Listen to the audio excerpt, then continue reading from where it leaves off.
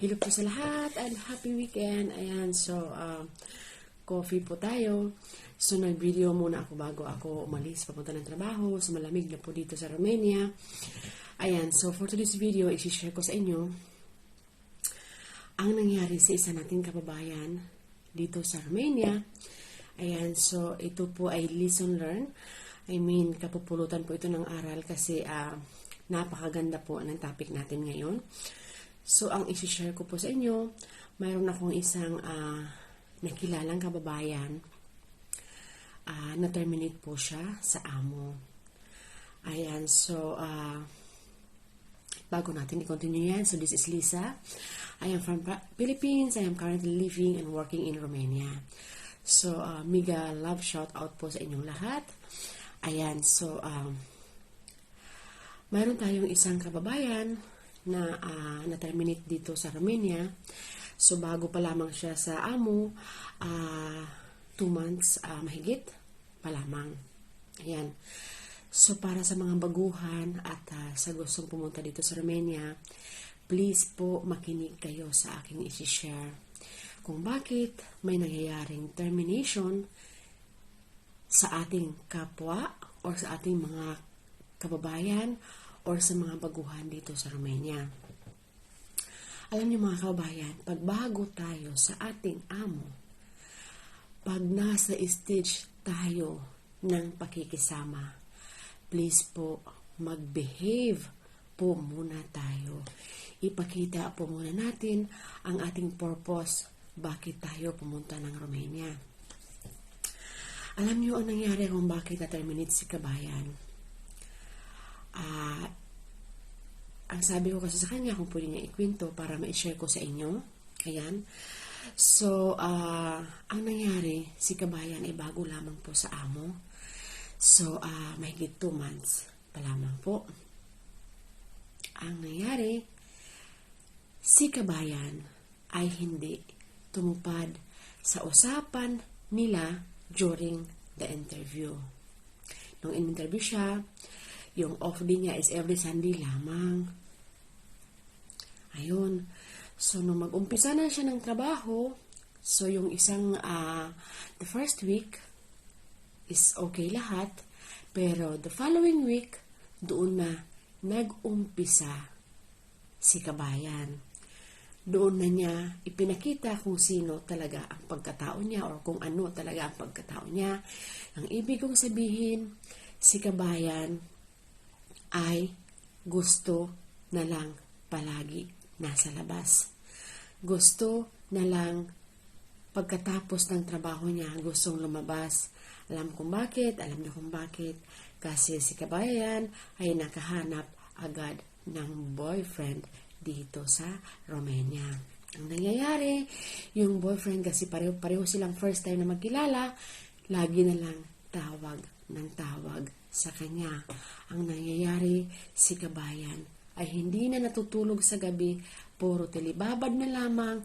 Pagdating ng araw, si kabayan ay irita at laging pagod, feeling na pagod sa trabaho. Ayan. So please, pag tayo po ay baguhan sa ating mga amo, kahit na po hindi baguhan, pag tayo ay may kontrata, tuparin po natin ang pinag-usapan natin ng ating amo. Lalong-lalo po pag nangangailangan tayo ng ID. Pag hindi pa tayo residents dito sa Romania, kailangan pa natin ng ID. Kailangan po natin mag-behave sa ating trabaho. Kasi, syempre, ang ating mga amo, kinuha nila tayo para mayroon silang katulong sa bahay. Kinuha nila tayo para in time na need sila, nandyan tayo. Diba? Kung si kabayan ay gabi-gabi na lang gustong lumabas. So, ano na lang, kumusta na lang. Ang usapan nila is once a week ang off. Pero si kabayan gusto na niyang gabi-gabi lumalabas kasi may boyfriend na. So, please, sana unahin po natin ang ating obligasyon, ang ating purpose, bakit tayo nandito sa Romania. Hindi po masama ang magka-boyfriend kasi maganda po yan lalo na pag single tayo sa Pilipinas. Pero po, ilugar po natin. Katulad sa nangyari kay Kabayan, tinerminate siya ng amo sa loob ng 2 buwan, hindi pa tapos ang ID niya. Ngayon nagpapanik si Kabayan kung sino ang tutulong, kung ano ang kanyang gagawin. Diba? Nakakahiya po sa ating mga amo. At hindi lang yan, nasisira po ang image nating mga Pilipina dito sa Romania. Please po, lesson learn po ito. Lalong-lalo na po sa mga nag-aantay sa ID, sa mga hindi pa tapos ang papers, mag-behave po tayo sa ating trabaho nang hindi tayo i-terminate o bitawan ng ating amo. Alam niyo si Kabayan, ang ano niya kasi nagpapatulong siya kung saan-saan siya lumalapit, kung ano ang kanyang gagawin. Isa lamang ang na-advise ko kay Kabayan, humingi ka ng tawad. Mag-sorry ka. Ayan. Bumalik ka. Sabihin mo, i-explain mo na nandito ka, kailangan mo ng papel bago ka dito sa Romania. Pag hindi ka nagkaroon ng papel, magiging illegal ka, masisinbak ka sa Pilipinas. Iyan ang i-explain mo sa kanya. Mag-sorry ka at sabihin mo na first time ko kasi nakaranas sa buhay sa labas, yun ay kaya gusto kong lagi lumalabas. So please, tanggapin niyo ulit ako. Susundin ko kayo. Mag-behave ka muna Kabayan, kasi kailangan pa natin ng papel. First time tayo dito sa Romania. Ang mga lalaki, marami dito sa Romania.